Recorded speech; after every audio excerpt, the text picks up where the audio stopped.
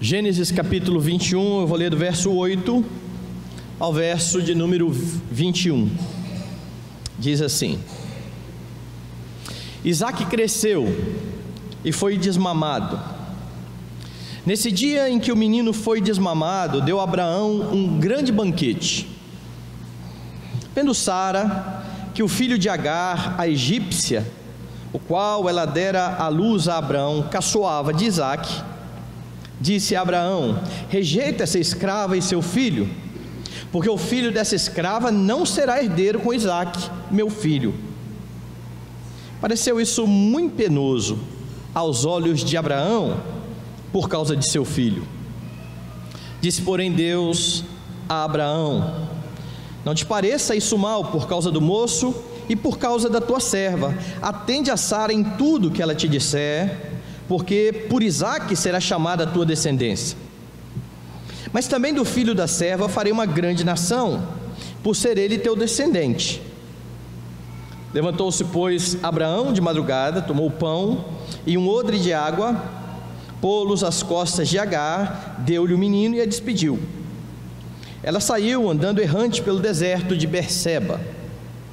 Tendo-se acabado a água do odre, colocou ela o menino debaixo dos arbustos e, afastando-se, foi sentar-se de fronte, à distância de um tiro de arco, porque dizia: assim não verei morrer o menino. E sentando-se em frente dele, levantou a voz e chorou.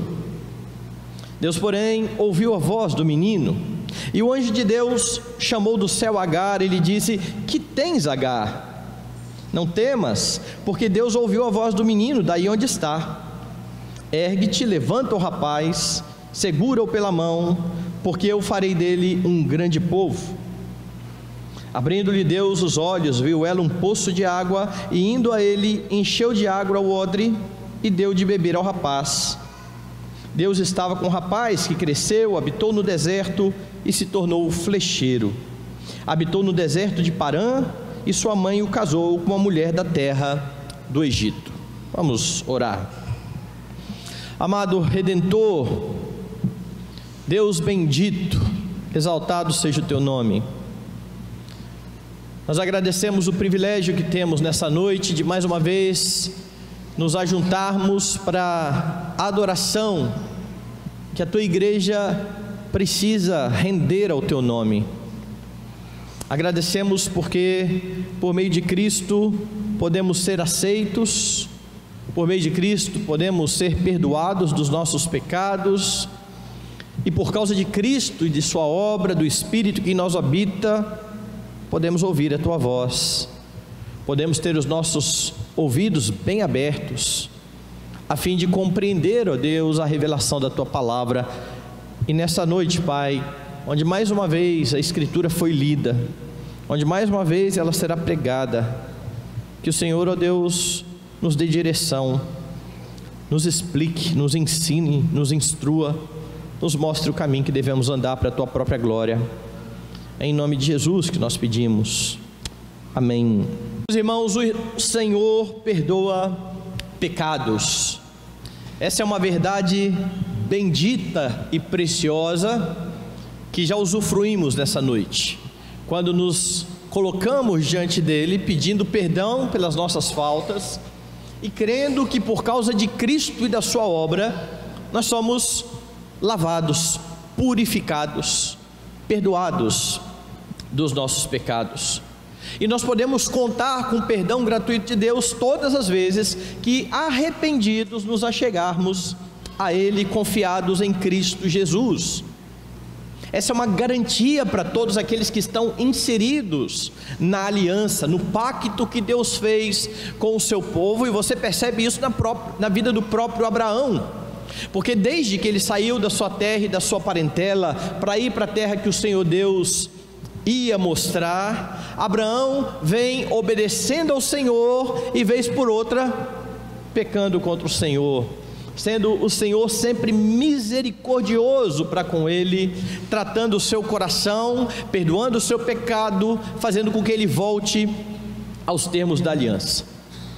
O Senhor perdoa pecados e você precisa se alegrar com isso. Mas há uma outra verdade nas Escrituras, e dessa nós gostamos pouco de tratar. Nós não gostamos muito de lembrar, e essa verdade, essa realidade, é que ainda que o Senhor perdoe pecados, muitas vezes Ele não retira as consequências do pecado. O pecado sempre tem consequência. E se vocês lembrarem um pouquinho da história que nós estamos acompanhando de Abraão, vocês vão ver que aqui, a partir do verso 1, finalmente Abraão e Sara tiveram o seu filho prometido, depois de 25 anos que Deus havia feito a promessa. Abraão esperou todo esse tempo e enfim o Senhor trouxe Isaque, o filho da promessa. Mas antes disso, foram vários os pecados de Abraão, foram várias as formas que Abraão tentou para que Deus pudesse cumprir o seu propósito, como se Deus sozinho não fosse dar conta de cumprir os seus planos. Lembre-se que primeiramente Abraão chegou diante de Deus dizendo: Senhor, eu não tenho filhos, o meu herdeiro então vai ser o escravo, o Damasceno Eliezer. Não vai ser esse não, Abraão. Mais à frente, a esposa de Abraão vai dizer: nós não temos filho, nós precisamos ter um filho, porque Deus disse que nós vamos ter uma grande nação. Então faça o seguinte, tome aqui a minha escrava Agar, tenha um filho com Agar, e aí então eu vou trazer filhos ao meu colo por meio da minha escrava. E nasceu Ismael. Abraão assentiu ao conselho de Sarai, e eles então tiveram este filho Ismael. Eles tentaram de toda forma cumprirem do seu jeito o plano de Deus. E agora que Isaque nasceu, você tem o filho da promessa dentro de casa, e você tem um filho mais velho, um primogênito, filho de Abraão com a sua serva Agar. Ismael e Isaque habitam juntos dentro da mesma casa. E o texto vai mostrar então quais foram as consequências do pecado e qual foi a solução do Senhor. Perceba como que você pode entender isso aqui nesse texto. A primeira coisa que você vai perceber aqui é que há, por causa do pecado de Abraão e de Sarai lá atrás, conflitos e sofrimento dentro da família. Veja o versículo 8 até o versículo 11, preste bem atenção. Isaque cresceu e foi desmamado. Nesse dia em que o menino foi desmamado, deu a Abraão um grande banquete. Vendo Sara que o filho de Agar, a egípcia, o qual ela dera luz a Abraão, caçoava de Isaque, disse a Abraão: rejeita essa escrava e seu filho, porque o filho dessa escrava não será herdeiro com Isaque, meu filho. Pareceu isso muito penoso aos olhos de Abraão por causa do seu filho. Veja como Moisés começa a descrever a situação. Isaque cresceu e foi desmamado, e essa informação marca então a alegria de Abraão no momento em que Isaque está com cerca de 3 anos de idade. Este menino está crescendo, o filho do pacto agora foi desmamado, mas os problemas começam a ficar sérios dentro da família. Ismael, a essa altura, já tem por volta de 16 ou 17 anos, e ele então caçoava do seu irmão. É isso que diz o versículo 9. Sara está dentro de casa, veja o 9, e ele observa que o filho de Agar, a egípcia, e Moisés então faz questão de relembrar aqui, o qual ela dera luz a Abraão, caçoava de Isaque. Abraão, ao tentar no passado ajudar a Deus a cumprir os seus propósitos, arrumou um grande problema para a sua família. Agora a família está em conflito. Você tem 2 irmãos, filhos do mesmo pai, com mães distintas, mas esses irmãos estão em conflito. E isso precisa fazer você lembrar dos primeiros capítulos de Gênesis. Quando o pecado veio ao mundo, quando o homem caiu em transgressão, quando Deus veio em direção à serpente, dizendo então que amaldiçoaria a serpente, a maldição falava exatamente desse tipo de conflito.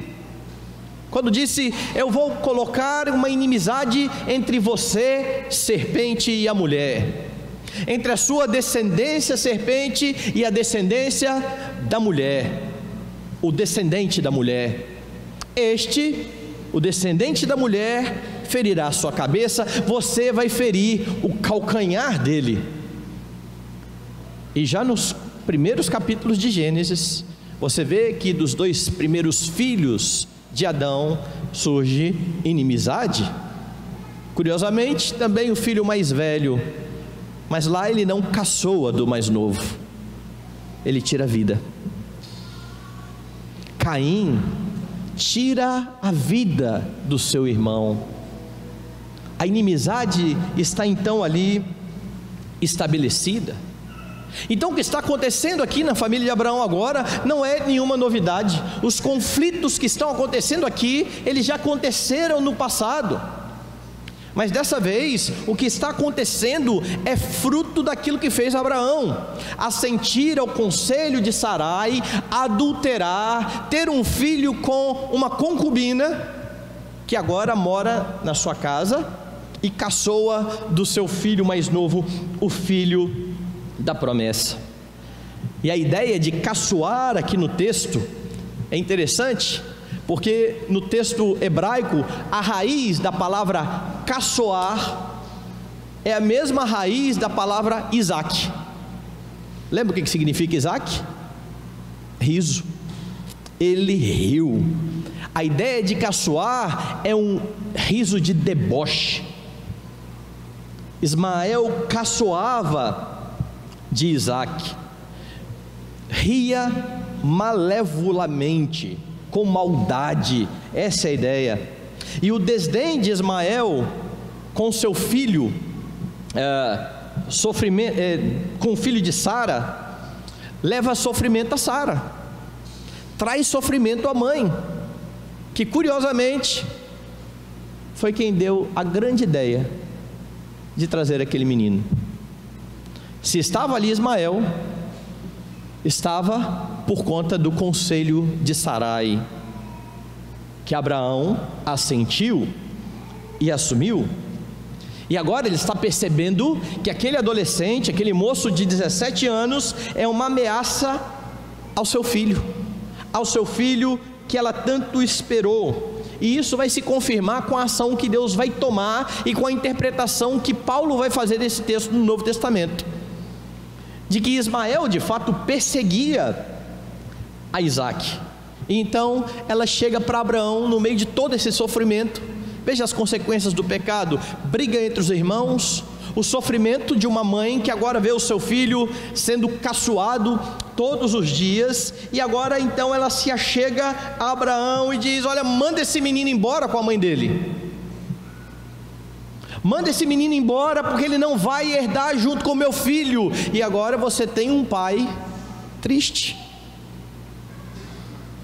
Afinal de contas, por mais que Isaac seja o filho da promessa, Ismael é filho dele. Ismael é o seu primogênito. Há laços. Ele ama aquele rapaz. Veja então o que diz o texto no versículo 11.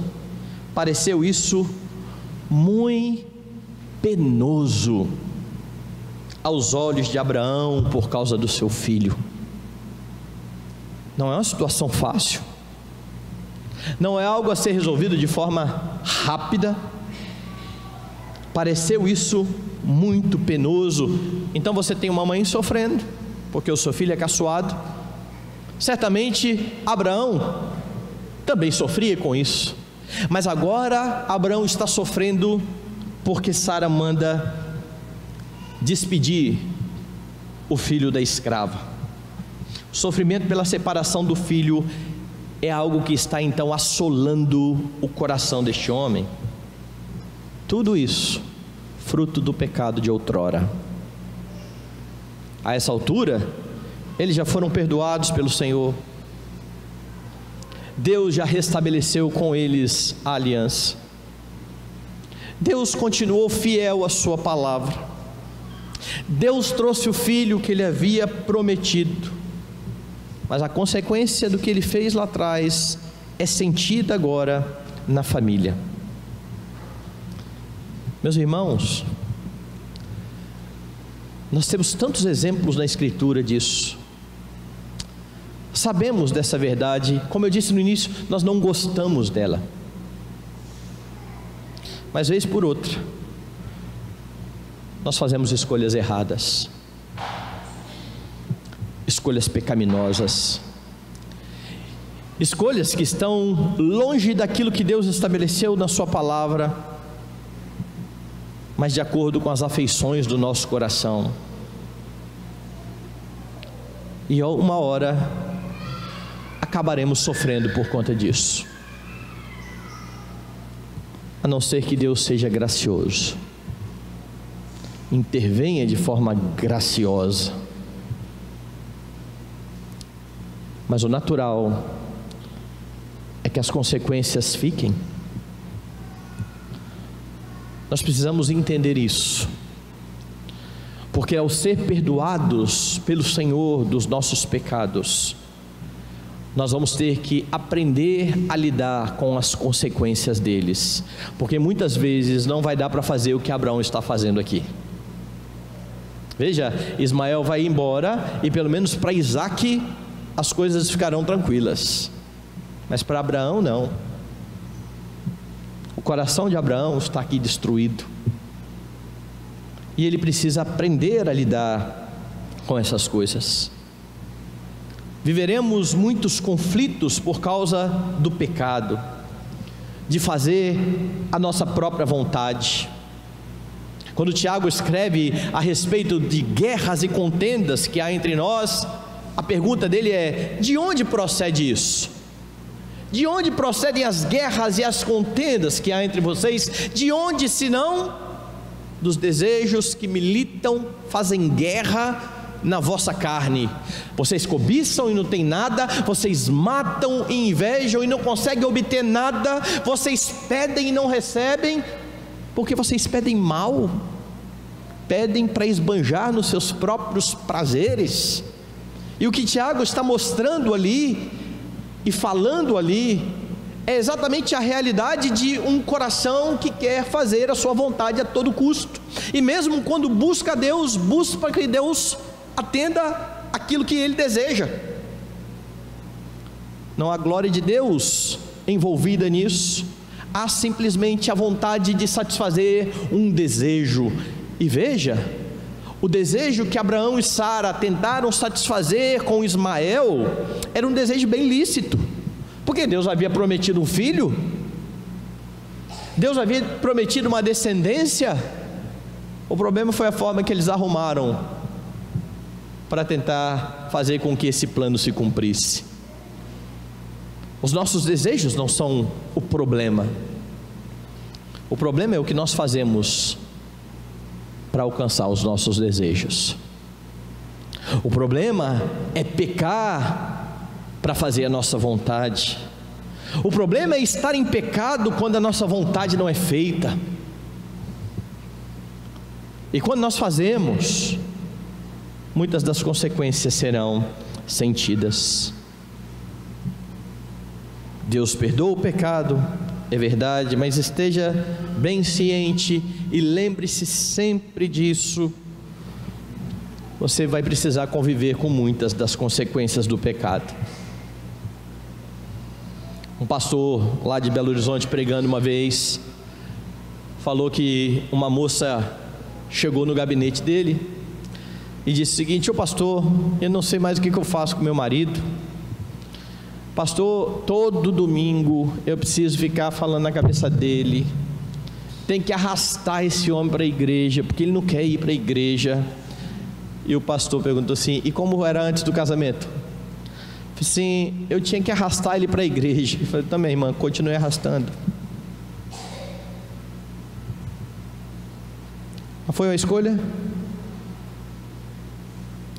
Conviva com a escolha. Aprenda a lidar com isso. Nós fazemos escolhas, Deus permite que façamos, mas nós vamos conviver com as consequências, ainda que perdoados dos nossos pecados. Essa é uma verdade que precisa estar no nosso coração, e ao passar por tribulações, por problemas que são consequência de pecado, tenha cuidado para não responder de forma pecaminosa e pecar de novo, porque às vezes nós estamos sofrendo por causa das nossas escolhas erradas, e aí nós pecamos de novo, nos iramos, brigamos,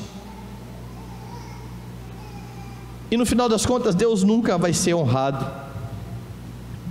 Entenda a gravidade do pecado, é isso que o texto mostra.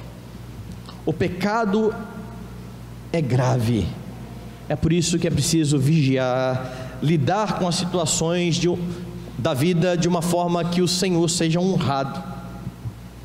Mas há muitos crentes que não param para fazer essa avaliação, eles estão com as suas vidas muitas vezes desoladas, cheias de problemas, colhendo o que eles plantaram. Lembra que Paulo vai falar isso? De Deus não se zomba, o que o homem plantar, ele vai colher. Então, o crente vai lá e planta laranja, e quando chega a colheita de laranja, ele reclama, porque ele queria outra coisa, e aí fica tentando procurar uma razão para isso. Sabe qual é a razão?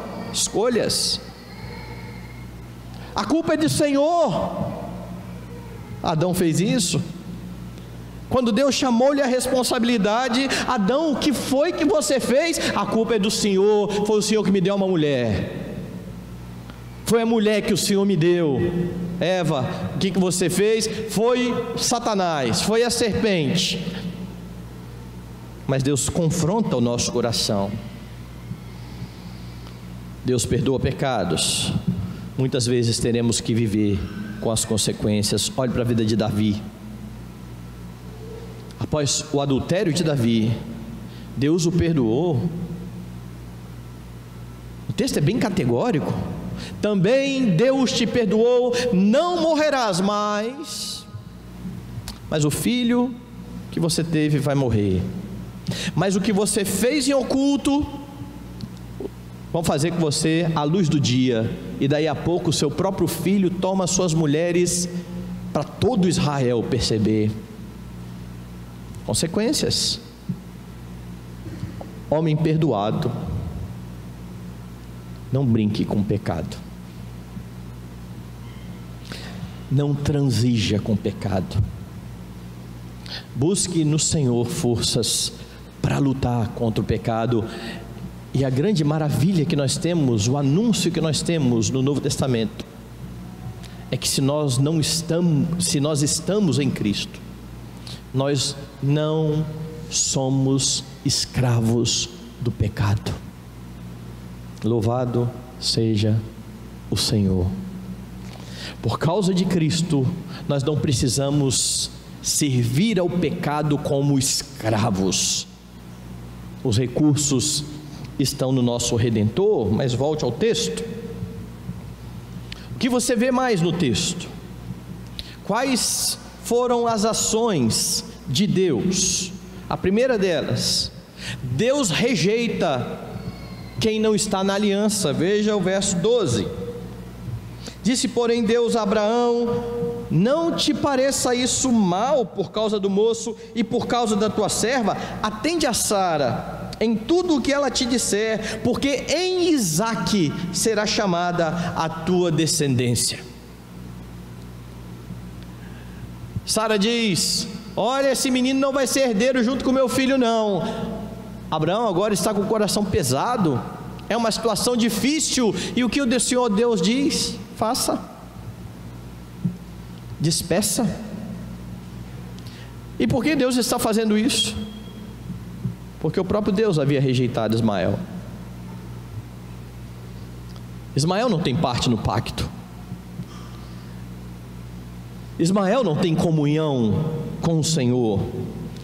Então Deus diz: dê ouvidos a Sara, ouça. Curioso, né?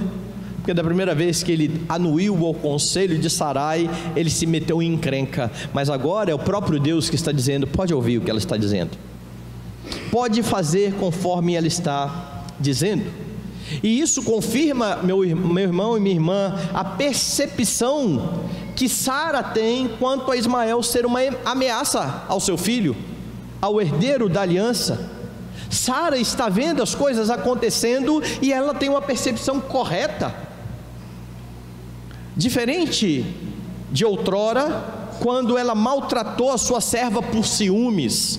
Ela agora está preocupada com o filho da promessa, aquele que agora nasceu, finalmente foi dado pelo Senhor Deus.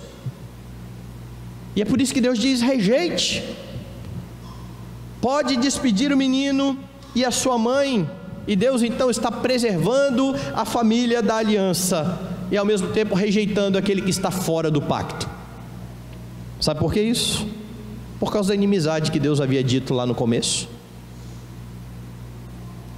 Como é que o Novo Testamento interpreta isso aí? Vai lá, vamos ler de novo o texto que nós lemos aqui durante a liturgia.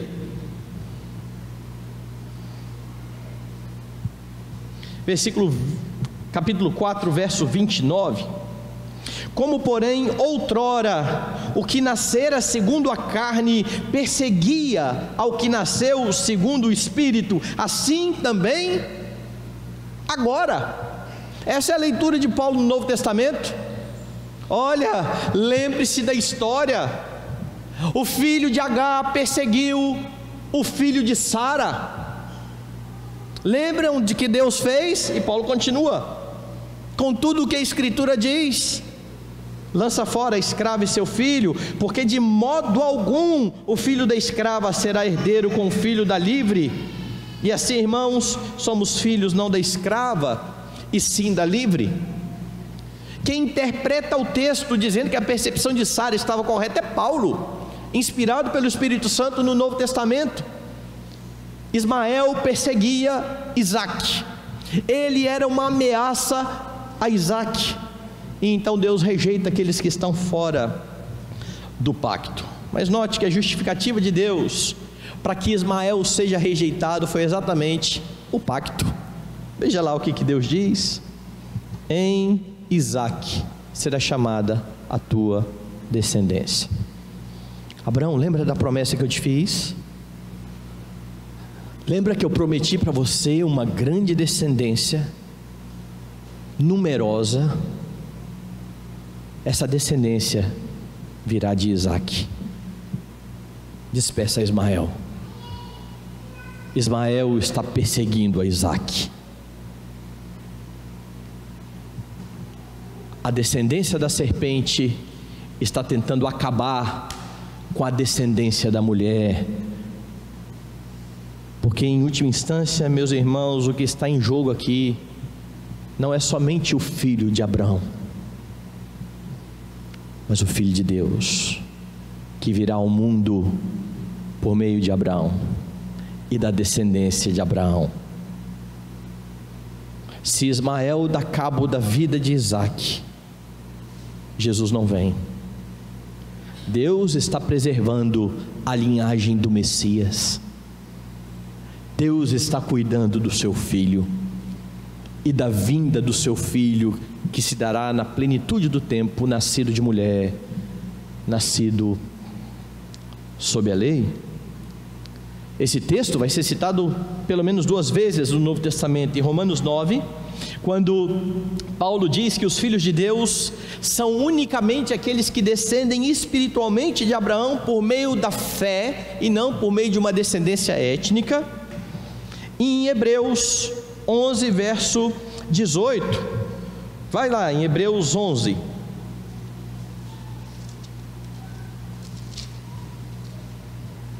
veja o que diz o verso 18, 17 e 18: pela fé Abraão, quando posto à prova, ofereceu Isaque, estava mesmo para sacrificar o seu unigênito, aquele que acolheu alegremente as promessas, a quem se se tinha dito: em Isaque será chamada a tua descendência. O que o escritor de Hebreus está citando aqui é uma outra história que vai ocorrer mais à frente, quando Isaque já estiver maior e Deus dizer: mata, leva e oferece como holocausto. E sabe o que Hebreus está dizendo? Que Abraão foi lá e ofereceu Isaque. Por que ele fez isso? Por que dessa vez ele não temeu que aquele moço morresse e a promessa não se cumprisse? Diz o escritor de Hebreus: porque ele creu no que Deus disse: em Isaque será chamada a tua descendência. Bom, se Deus vai chamar minha descendência por meio de Isaque, eu posso até matar Isaque, mas Deus vai trazer ele de volta. Veja se não é isso que Hebreus diz. Veja lá, verso seguinte, 19: porque considerou que Deus era poderoso até para ressuscitá-lo dentre os mortos, de onde também figuradamente o recobrou. Abraão não estava brincando quando ele ofereceu Isaque. Abraão não estava blefando. Sabe quando você ameaça o seu filho e você não quer bater no seu filho? Você só quer que ele se emende. Então você passa a mão na sandália, fala: aqui ó, negócio é o seguinte. E aí o menino não te obedece e você não quer bater, e você de novo fala: ó, eu vou aí, eu vou te pegar, torcendo para o bichinho arredar o pé, porque se não arredar você vai ter que cumprir, não vai? Geralmente muitos pais blefam, eles levantam chinelo só para blefar. Abraão, quando levantou o cutelo, ele não estava blefando. Ele não estava pensando assim: bom, eu vou levantar aqui, mas eu tenho certeza que Deus vai me impedir. O que Hebreus está dizendo é: ele estava pronto para matar o seu filho, porque ele creu que em Isaque seria chamada a sua descendência, e então ele considerou que Deus o traria dos mortos. Ele ia matar. Por que ele teria uma atitude de obediência? Porque ele crê na promessa. Esse é o texto que está sendo citado lá, quando Deus diz: despeça Ismael, porque em Isaque será chamada a tua descendência. Note ainda como Ismael é tratado aqui na narrativa. Volte lá em Gênesis 21, no versículo 9: vendo Sara que o filho de Agar, certo? O filho de Agar. No versículo 10, disse Abraão: rejeita essa escrava e seu filho. Veja no verso 14: levantou-se Abraão de madrugada, tomou pão e um odre de água, pô-los às costas de Agar, deu-lhes o menino e a despediu. Veja no verso 18: ergue-te, levanta o rapaz, segura-o pela mão. O texto está tratando Ismael o tempo todo numa posição secundária em relação a Isaque. Quem é Isaque? O herdeiro. Esse aqui é o primogênito, mas Isaque, o herdeiro. Deus rejeita então aquele que está fora da aliança. E o que você percebe então aqui de forma prática é que Deus faz de fato distinção entre aqueles que são do seu povo e aqueles que não são do seu povo. Lembre-se muito bem disso, meus irmãos, porque quando a Escritura diz que não pode haver comunhão entre crentes e incrédulos, a Escritura está falando baseada exatamente nisso. Quer ver algo interessante? Veja como Deus faz distinção do seu povo dos incrédulos durante a história. Quando Deus foi lá e mandou Moisés tirar o povo do Egito, e as 10 pragas vieram, olha, vai vir trevas sobre a terra.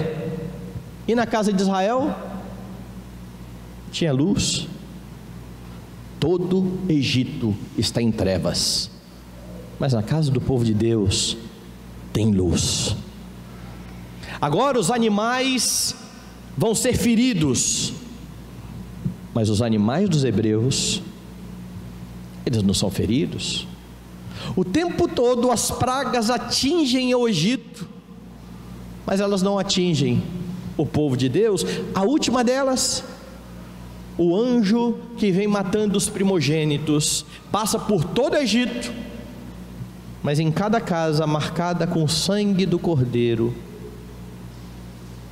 não há morte. Um cordeiro já foi morto. Deus faz distinção. Quando Deus deu a Páscoa, Deus fez distinção. Nenhum incircunciso comerá da Páscoa. E se você estudar os nossos padrões de fé, você vai ver que uma das funções dos sacramentos é fazer uma distinção entre quem é de Deus e quem não é de Deus. Sabe o que é curioso?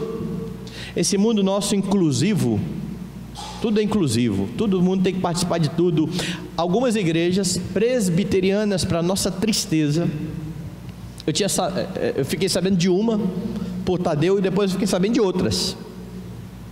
Na hora da ceia, que é para crentes, que é para o povo de Deus, serve aos incrédulos que estão na igreja uma uva. Eles não tomam o cálice e nem o pão, mas eles são servidos como uvinha, para não se sentir rejeitados, para não se sentir de fora da celebração. Mas é exatamente isso que eles têm que sentir. Eles estão fora da celebração. É por isso que na disciplina nós podemos afastar crentes da mesa do Senhor, para que eles entendam que quem vive como ímpio está fora da celebração. É distinção. Deus distingue o seu povo. É por isso que na disciplina, dependendo do caso, a ordem é: nem coma com quem está disciplinado, nem se assente para comer com quem diz que é crente e vive como ímpio, porque Deus faz distinção. Mas nós temos ideias melhores que as de Deus, então nós somos mais amáveis, e muitas vezes nós estabelecemos comunhão com pessoas que não temem a Deus, que é muito diferente de conviver com essas pessoas, porque Jesus andou com não crentes, mas Jesus nunca teve comunhão com eles. Jesus tinha uma missão bem clara ali: chamá-los ao arrependimento. E uma vez eu conversava com alguém que citou exatamente isso para mim, para dizer: você só tem amigo não crente, né? Mas pastor, Jesus não era assim também? Jesus era. Mas você age como Jesus? Haja como Jesus e espera aí os não crentes te chamar depois para sair para balada e para outros lugares. Talvez os seus amigos não crentes te apreciem tanto porque você parece muito mais com eles do que você parece com Jesus, porque é impossível que alguém que odeie o seu Senhor ache que você é bom. Não há comunhão. Nós precisamos estabelecer contatos, sim. Nós somos sal da terra, luz do mundo, nós convivemos com todos, nós amamos até mesmo os inimigos, mas nós somos sal e luz. Nós proclamamos a eles a palavra da salvação, nós chamamos ao arrependimento, nós somos embaixadores de Cristo. Então, quando crentes começam a estabelecer comunhão, tendo com não crentes os melhores amigos, alguma coisa está errada, porque é bem-aventurado o homem que não anda no conselho do ímpio, nem se assenta na roda dos escarnecedores. É esse o homem bem-aventurado. E aqui está clara a distinção. Deus distingue o seu povo, e a razão da Escritura não permitir essa comunhão é justamente: este povo é inimigo de Deus. Volte de novo a Gálatas capítulo 4, eu li parte do texto, e aqui Paulo está escrevendo àqueles irmãos da Galácia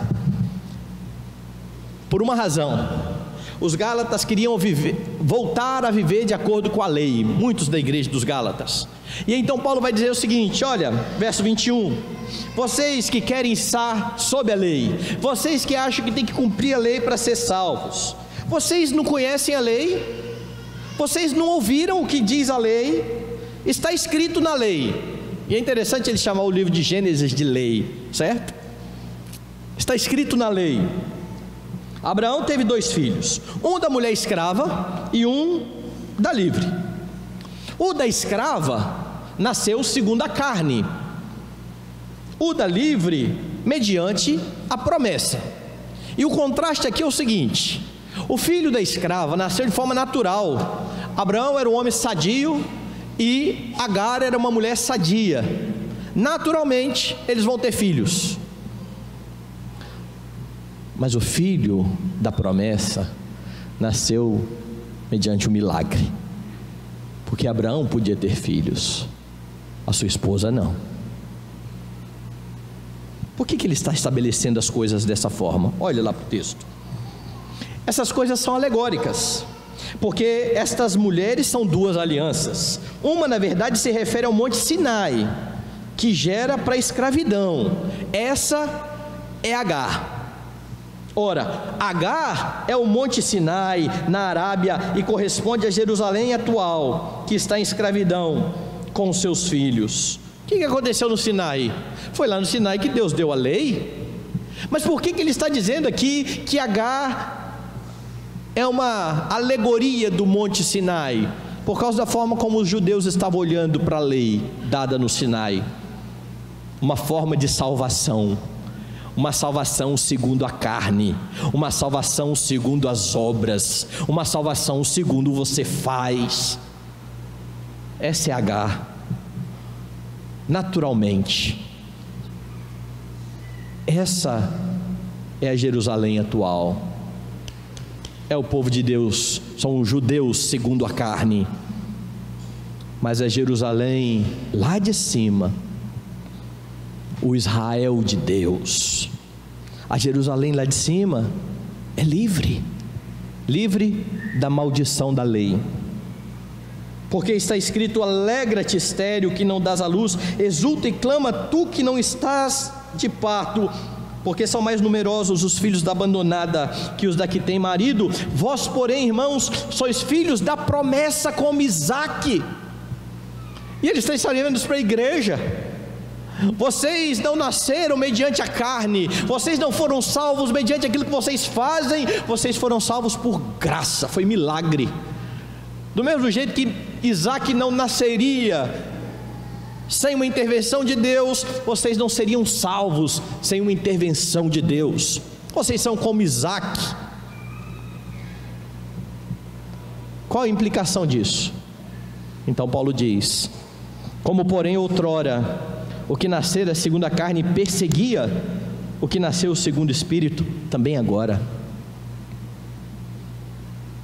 aqueles que não têm parte com Deus continuam perseguindo aqueles que são de Deus. E essa é uma razão bem forte para que você não tenha comunhão com o incrédulo, porque não há condições de ter comunhão entre Cristo e o maligno. É impossível. Você pode achar que tem, mas é uma comunhão falsa. A comunhão verdadeira é estabelecida pelo sangue de Cristo.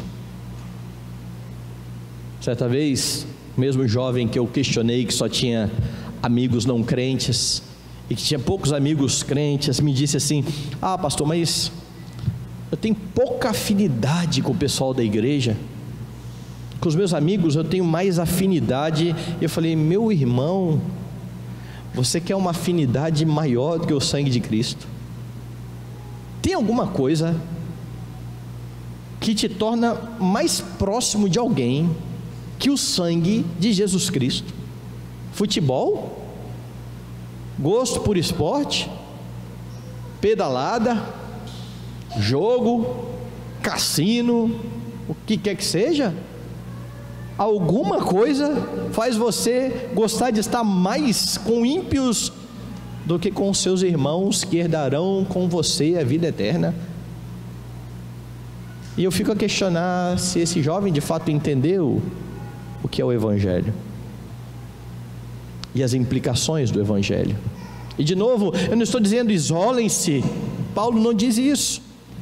Nós convivemos todos os dias com não crentes, nós não temos comunhão com eles, e comunhão é uma palavra muito forte e muito importante. A nossa comunhão é com os que são de Deus, e Paulo relembra aqui o que a Escritura diz: lança fora a escrava, porque de modo algum o filho da escrava será herdeiro com o filho da livre. Então a mistura do povo de Deus com aqueles que não são de Deus prejudica a adoração e prejudica a comunhão, e isso se vê de forma explícita em algo que é terrível para a igreja moderna, é chamado ecumenismo, onde você tem uma reunião com um monte de gente, crentes sinceros e pessoas que não têm nada a ver com Deus e que se juntam para adorar o nome do Senhor. E essa é uma das grandes críticas que eu sempre tive à maçonaria, até mesmo antes da IPB tomar a sua decisão dizendo que crentes presbiterianos não podem ser da maçonaria, e que se há um maçom presbiteriano não pode ser oficial. Porque eu sempre ouvi as maiores loucuras sobre a maçonaria. Lá na maçonaria tem um bode que eles têm que montar em cima. Lá na maçonaria tem um caixão que ele tem que entrar no caixão. Eu não quero saber de nada disso. A primeira coisa, a única coisa que para mim é clara: para ser maçom precisa ter uma religião, não importa qual. Você pode ser católico, você pode ser presbiteriano, você pode ser muçulmano, você pode ser de qualquer religião, e lá juntos vocês oram ao grande arquiteto do universo. Que comunhão é essa? Meus irmãos, não há comunhão entre os que são de Cristo e os que não são de Cristo.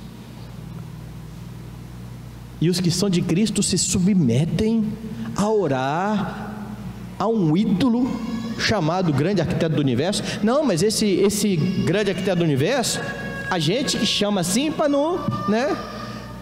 Na verdade, o muçulmano chama de Alá, o cristão chama de Jesus, o outro chama de alguma coisa, é um falso Deus. Então não há comunhão, porque quem começou a fazer distinção foi o próprio Deus. Por último, volte para Gênesis. Você percebe aqui mais uma ação de Deus. Deus sendo misericordioso a despeito da separação.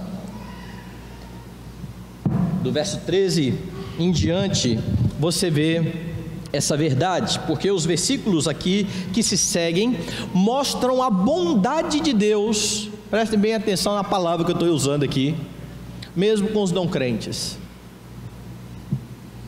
Deus é bom até com os não crentes, Ele cuida da sua criação. Veja o que diz o verso 13: mas também do filho da serva farei uma grande nação, por ser o teu descendente. Abraão, ele vai ser abençoado porque ele é seu filho, ele vai ser uma grande nação. Ele não tem parte no pacto, ele não herdará a Jerusalém celestial, mas ele vai ser uma grande nação. Ele vai ser próspero porque ele é o seu filho. Verso 14: levantou-se Abraão de madrugada, tomou o pão de um odre de água, pô-los às costas de Agar, deu-lhe o menino e despediu. Ela saiu andando errante pelo deserto de Berseba. Então veja, se é um fato que Deus não quer a mistura do seu povo com aqueles que não são do seu povo, não tenha dúvidas de que Deus é bom até com aqueles que não são dele. Jesus fala isso no Novo Testamento. O sol nasce sobre justos e sobre injustos, e quem dá o sol é Deus, tanto para um quanto para outro. A diferença é que o justo ou o justificado vai glorificar Deus pelo sol, e o injusto vai atribuir o sol a outra coisa, não quer saber de Deus, e a bondade de Deus vai servir no final de condenação para ele,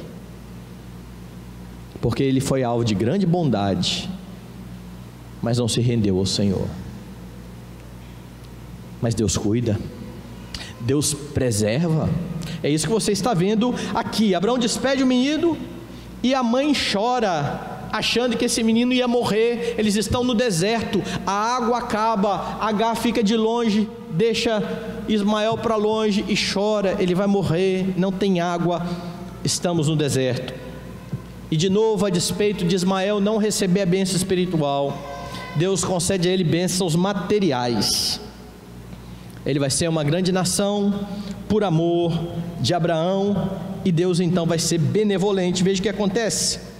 Deus, porém, ouviu a voz do menino. Não confunda isso com uma oração, ok? Dia desse estávamos falando sobre Deus ouve ou não ouve a oração do ímpio. Deus ouviu o lamento dele, mas ele não estava clamando a Deus. Ainda assim Deus foi bom, Deus quis ser bom. Deus ouviu a voz do menino, o anjo chamou e disse: que tens, Agar?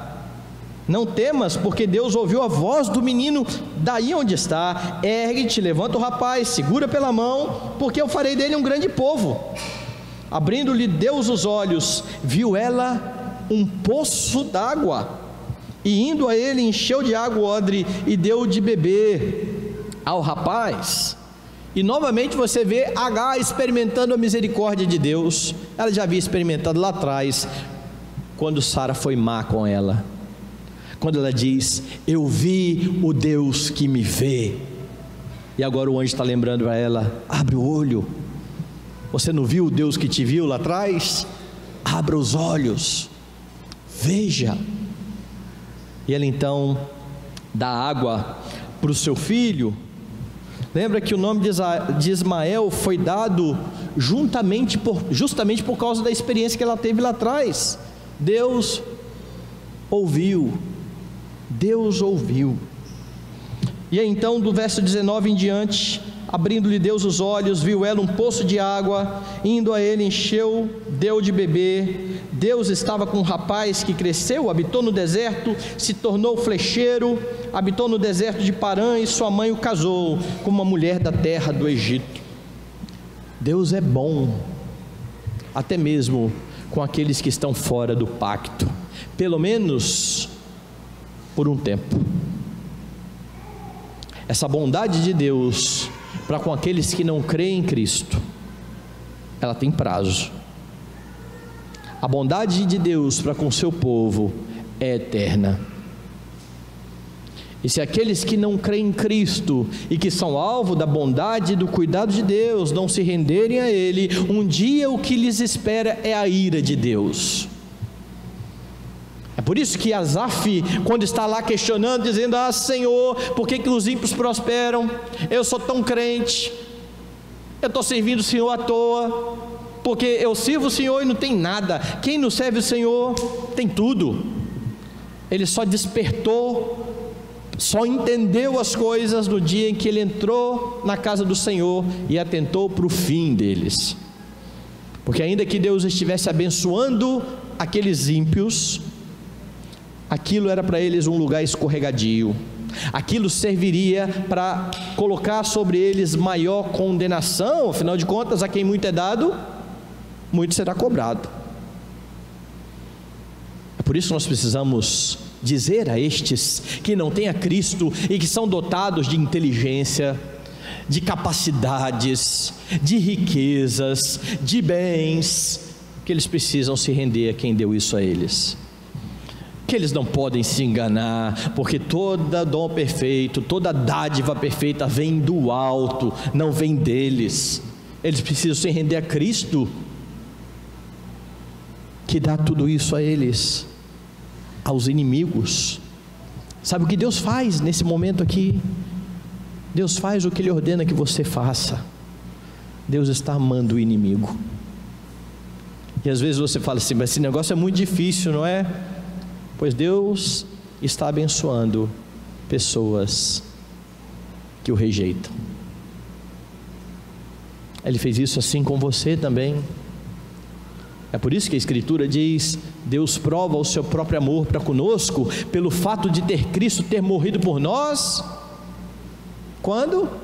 Quando você já estava joinha, santo, sendo vós ainda inimigos, pecadores. Deus amou inimigos. Alguns foram reconciliados pelo sangue de Cristo, justificados mediante a fé, eles têm paz com Deus, mas outros continuam inimigos, e um dia terão que prestar contas ao Senhor. Então, se você vê alguém que não teme a Deus tendo muito sucesso, é Deus quem dá dons e capacidades. Quando eu vim para a igreja, 93, tinha algumas coisas que eu ouvia que não casava, porque por mais que eu não conhecesse doutrina e não conhecesse nada, eu raciocinava, certo? Acho que eu raciocino até hoje. E aí alguém falava assim: fulano de tal fez pacto com o diabo, e o diabo fez ele ser um bom instrumentista, ele é o melhor guitarrista que tem, é por isso que ele é um bom guitarrista, porque ele fez pacto com o diabo. E eu ficava aqui pensando o seguinte: se esse homem se converter, ele pode tocar na igreja?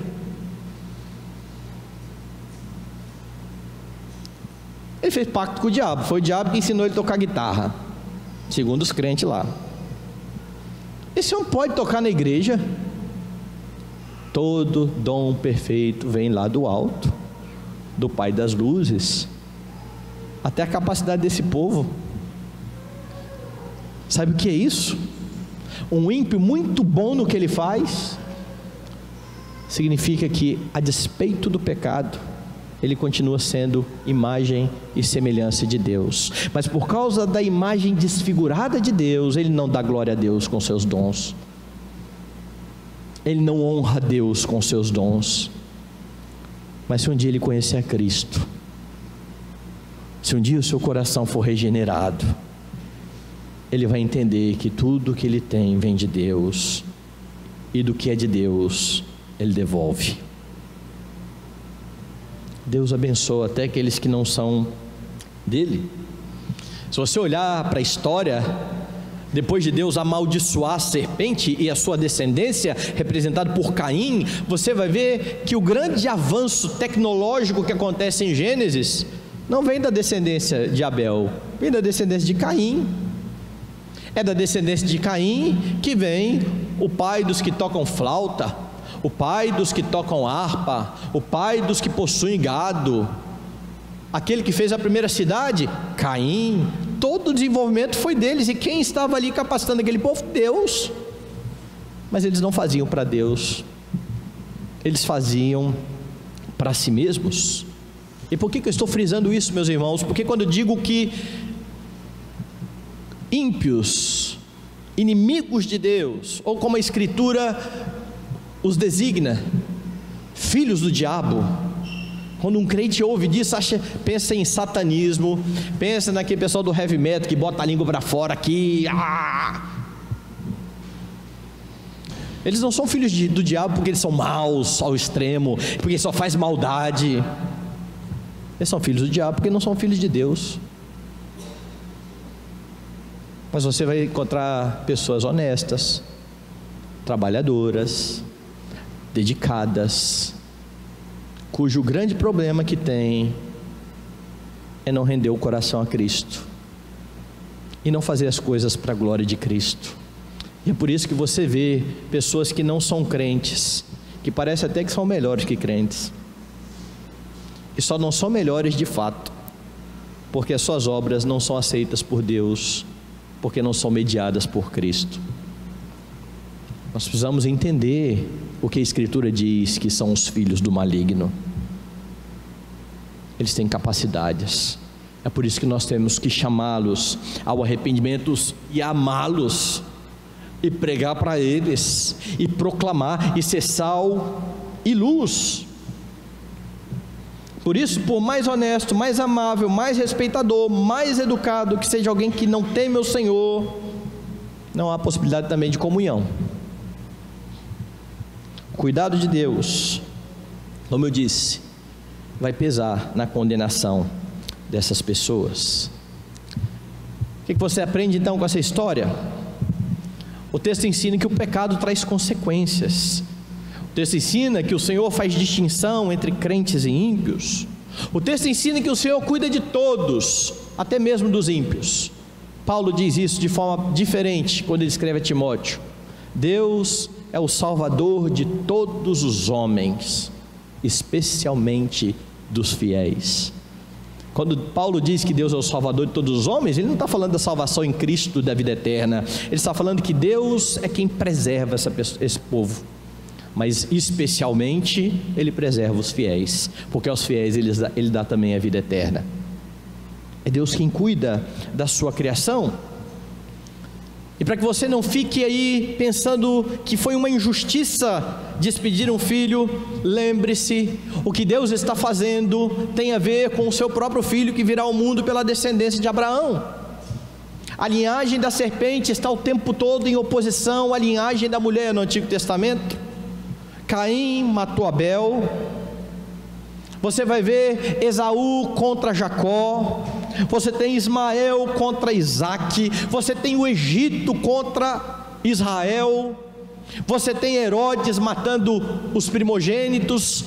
Tudo isso é uma tentativa da linhagem da serpente de aniquilar a linhagem da mulher de onde vem o Messias.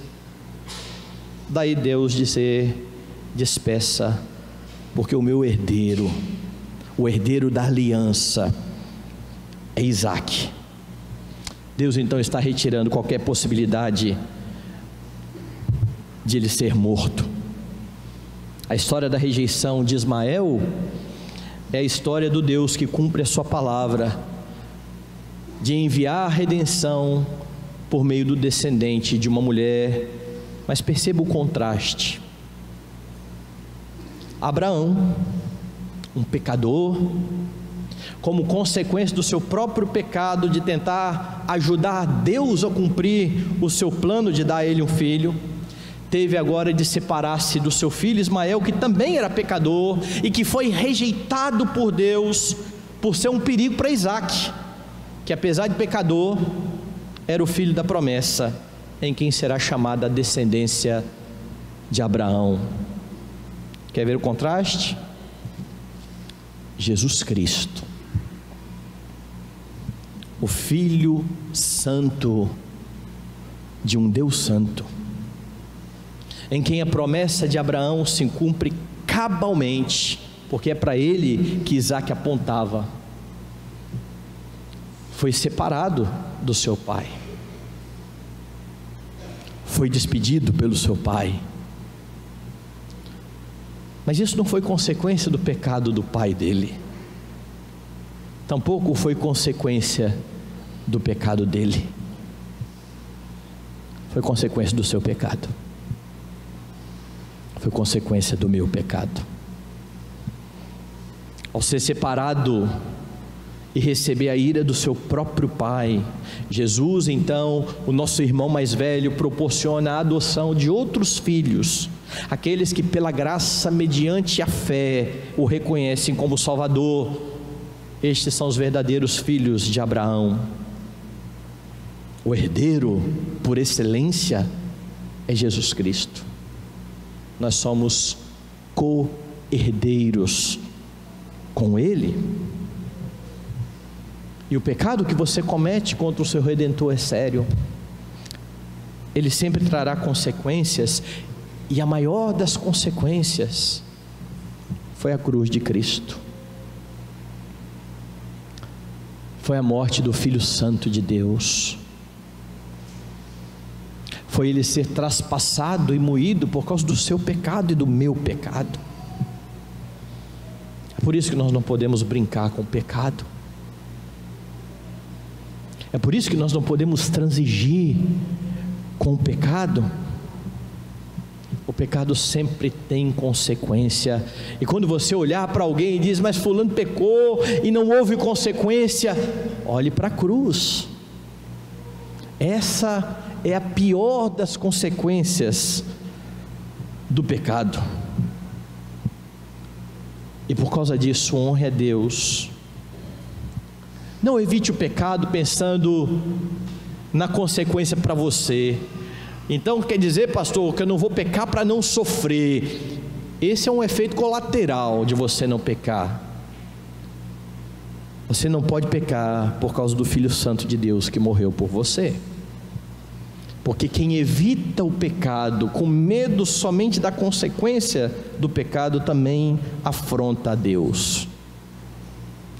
O que deve direcionar a sua vida não é o medo do peso da mão de Deus, mas o entendimento de que você deve viver para aquilo que você foi feito e que diz o nosso catecismo.